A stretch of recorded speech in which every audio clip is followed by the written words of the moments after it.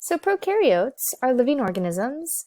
Prokaryotes need a method of obtaining energy just like we do. Prokaryotes are going to do this by different means. Some of them are autotrophs, as seen here with this oscillatoria.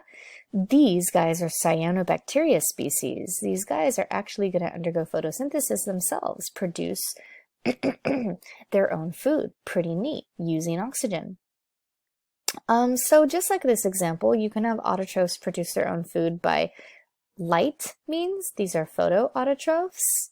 Or you can have these really neat chemoautotrophs that are going to produce their own energy through inorganic compounds. They don't need light.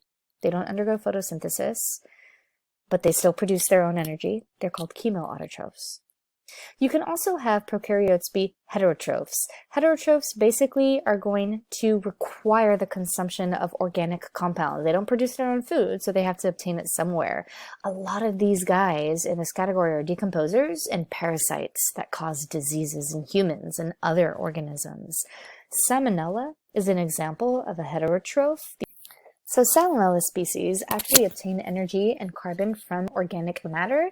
In our case, unfortunately, it's us, our own living human cells. They cause a disease, salmonellosis. So I actually want to show you really neat chemoautotrophs. We have here Riftia panchipitilia. They live inside giant tube worms. So here are tube worms deep in the ocean in hydrothermal vents. I can actually see kind of that haziness in this video here. It's actually because it's quite hot. These hydrothermal vents are massive temperatures, but we have these tube worms that exist there. They're able to survive in that environment. Not many organisms can. We actually have some bacteria that live inside these tube worms. These are chemoautotrophs. These bacteria use hydrogen sulfide as an energy source through chemosynthesis in order to acquire their own energy means. So here's a nice little animation where these bacteria that live inside these tube worms, as you guys see, they eat up and take that hydrogen sulfide and they use it for their benefit.